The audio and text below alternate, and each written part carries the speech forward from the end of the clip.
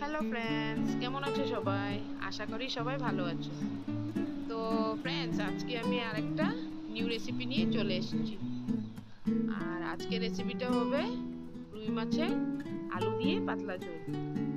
তো প্রথমে মাছটাকে ধুয়ে নেব।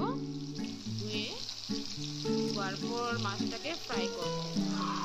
ফ্রাইটা করে দিয়ে তারপর এটার মধ্যে আমি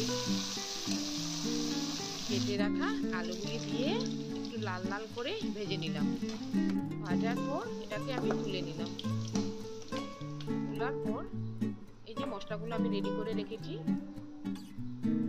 পেঁয়াজ, কাঁচা লঙ্কা, মশলা প্রথমে একটু করে গোটা জিরে দিয়ে দিলাম। গোটা জিরা দেওয়ার পর পেঁয়াজটা দিয়ে দিলাম, গ্রেট করা পেঁয়াজটা দিয়ে দিলাম।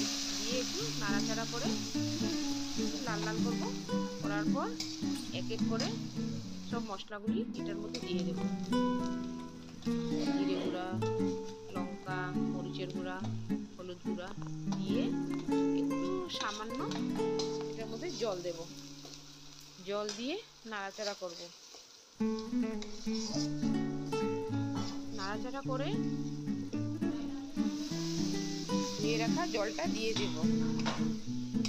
জলটা দেওয়ার পর নুন দেব।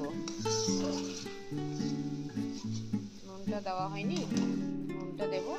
নুন দিয়ে ভালো করে মিলিয়ে নেব। মিলিয়ে ভেজে রাখা আলুগুলা দিয়ে দেব। দিয়ে ভালো করে মিলিয়ে নেব। মিলিয়ে কিছুক্ষণ ভাজবো। কিছুক্ষণ ভাজার পর ওর মধ্যে